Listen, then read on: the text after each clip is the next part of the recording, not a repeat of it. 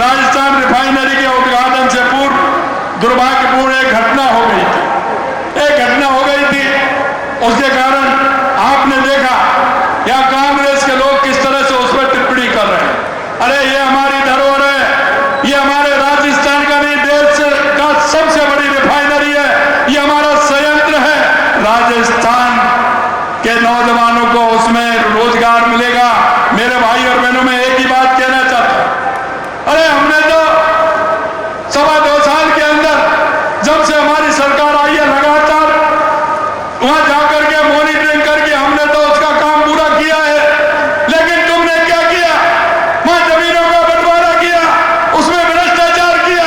बाड़मेर जैसलमेर का एक जनता जानती है कि तुम्हारे लोग वहां किस तरह से काम करते थे।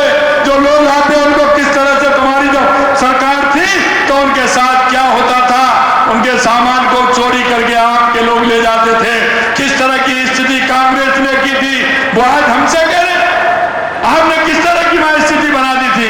मेरे भाई और बहनों, मैं आपसे कहना चाहता हूं, कोई भी गुंडागिरी नहीं चलेगी किसी भी तरह से, और ऐसे भ्रष्टाचारियों को और ऐसे लोगों को बख्शा नहीं जाएगा।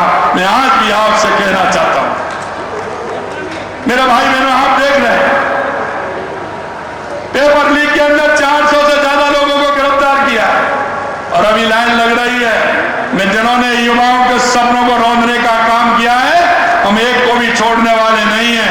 लगातार हम काम कर रहे हैं। मेरे भाई बहनों, मैं इतना और कहूंगा आपसे, जेजेएम की क्या स्थिति थी।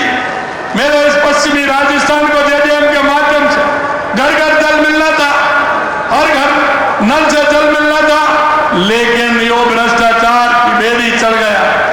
मैं आपसे ये भी कहूंगा, जेजेएम वाले भी जेल जा रहे हैं, और मैं कहूंगा कि जिन्होंने, क्योंकि हम तो राजस्थानी हैं, हमारी वो राजस्थान की संस्कृति है कि हमारे बुजुर्ग पानी के लिए कुआं खुदवाते थे, बावड़ी बनवाते थे, प्याऊ लगवाते थे, किस तरह की व्यवस्था करते थे। लेकिन यहाँ क्या कि सरकार के पैसे को खाने की होड़ मच गई कांग्रेस के लोगों में। जेजेएम में कितना बड़ा घोटाला किया है। अरे आप बताइए, इनको छोड़ना चाहिए क्या? जिन्होंने जेजेएम में घोटाला किया उनको छोड़ना चाहिए क्या? इनको बंद होना पड़ेगा। जो भी उसमें घोटाले में आएगा जेल की सलाखों में जाएगा। यह भी मैं आप सभी से कहना चाहता हूं। मेरे भाई और बहनों, देश के यशस्वी प्रधानमंत्री हमारे नरेंद्र मोदी जी कहते हैं कि राजस्थान राज्य में तो है ही, रिलायबल भी है, राजस्थान रिसेप्टिव भी है, और समय के साथ खुद को रिफाइन करना भी जानता है।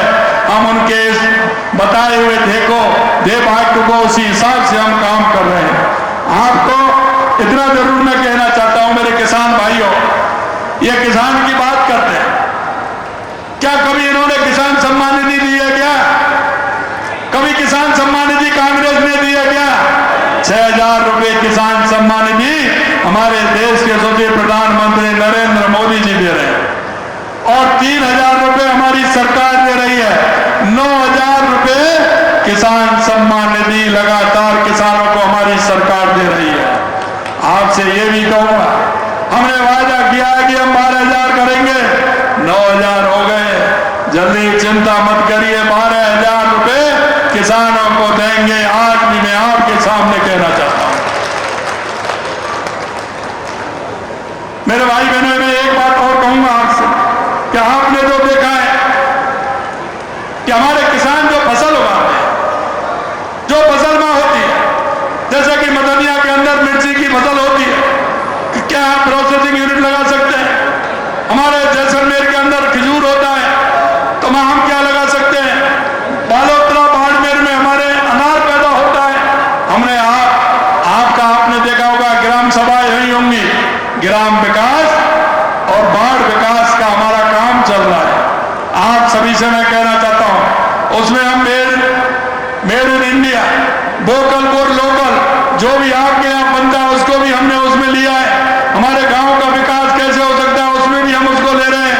और आने वाले 23, 24, 25 को हमारा ग्राम होने वाला है, एग्रीकल्चर मीट होने वाला है 23, 24, 25 को, और अभी वो क्रॉसिंग उसका चल रहा है। 25 तारीख से हर गांव में हमारा रथ जाएगा।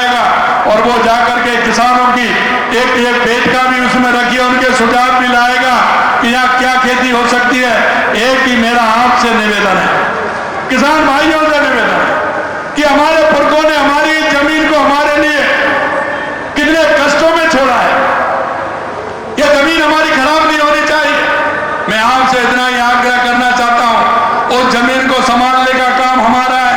हम उसमें कितना